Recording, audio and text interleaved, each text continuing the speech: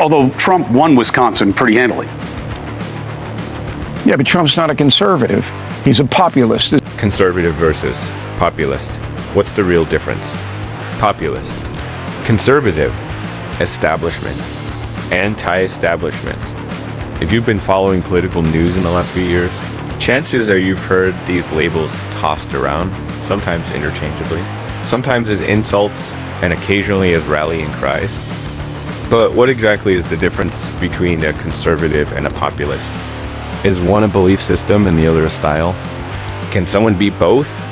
And why does it matter in today's fast-moving, politically polarized world?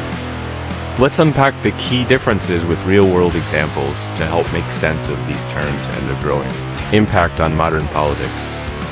Why it matters. Political identity is shifting.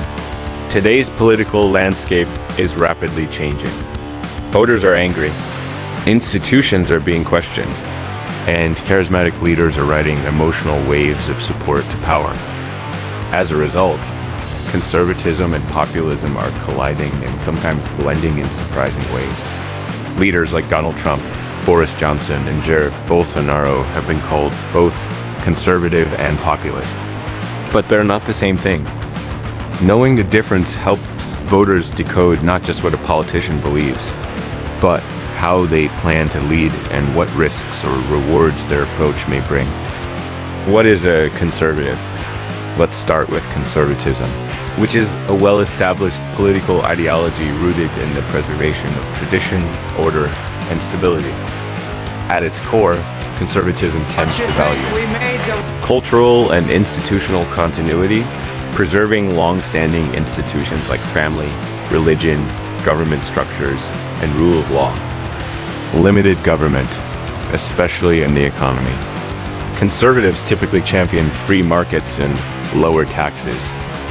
Moral order, often grounded in religious or cultural norms. Gradual change, prefer evolution over revolution. Real-world example, Ronald Reagan. President Ronald Reagan is a textbook conservative.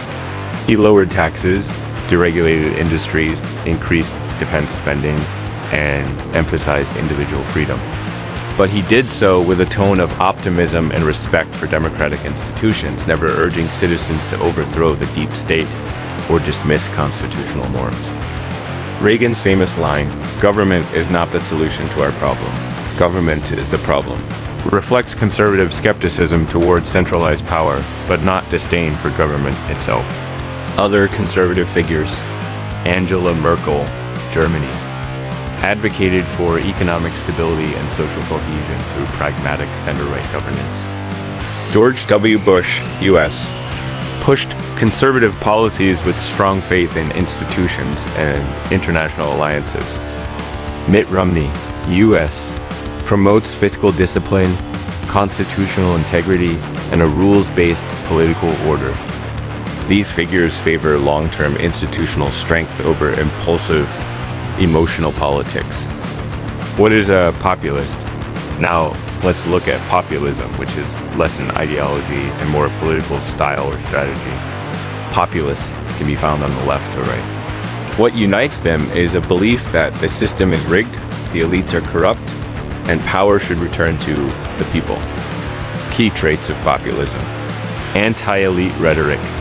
Populists attack political insiders, media, big tech, and sometimes corporations. Charismatic leadership. Populists often rally their base through mass appeal and personal connection. Crisis narrative. They portray current times as an urgent moral or political crisis requiring radical action. Simplified solutions. Populists promise quick fixes to complex issues. Real-world example, Donald Trump. Donald Trump epitomizes right-wing populism. His 2016 campaign was built around slogans like "Drain the Swamp" and "Make America Great Again." He railed against the media, bureaucracy, and global elites while positioning himself as the lone warrior for the forgotten men and women of America. His policies aligned with conservative goals, tax cuts, border enforcement, but his tone and tactics mocking the establishment, challenging democratic norms, and using Twitter to circumvent the press, set him apart from traditional conservatives. Other populist examples.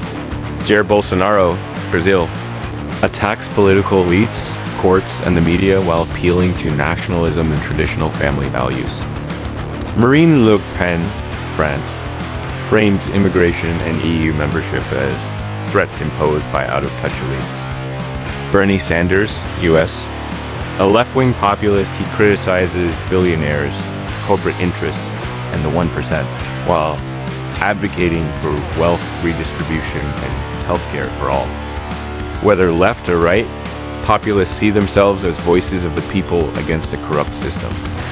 Conservative versus populist, the key differences. Let's break down the contrast using clear points. Conservatives tend to trust in long-standing institutions and traditions, favor gradual change through legislation and democratic processes, emphasize order, lawfulness, and continuity, promote individual liberty and limited government, communicate with formality and restraint.